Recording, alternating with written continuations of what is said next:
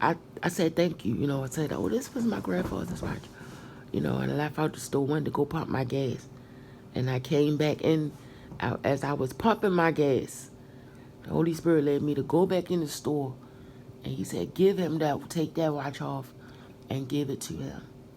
And this was a gold watch with diamonds in it. It was a real, you know, my grandfather, my late grandfather, it was, you know, he gave it to me, you know. However, it don't matter who gave it to you. If God say let it go, you gotta let it go, you know. And so when I went back in there, I contemplated with it at first. I'm like, oh God, please, God, you gonna make me give my watch away. And I didn't even hesitate. I said that in my mind a little bit. And I said, you know what? I ain't tripping about that. I ain't tripping about that. I walked back in the store. He looked at me. He said, what's wrong? I said, come here. I told him to come from behind the counter. And I put the watch on his arm.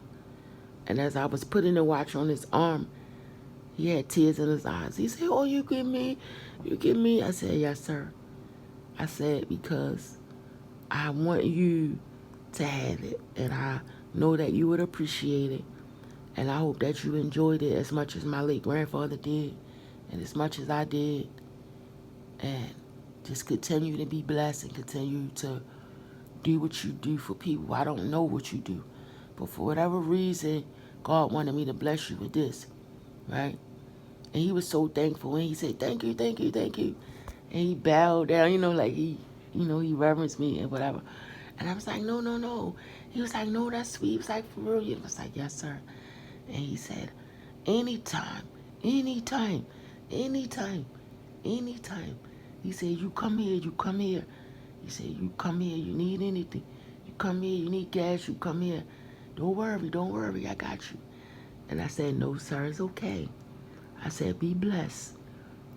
And I never went back to that gas station again because I didn't want him to feel like he owed me something.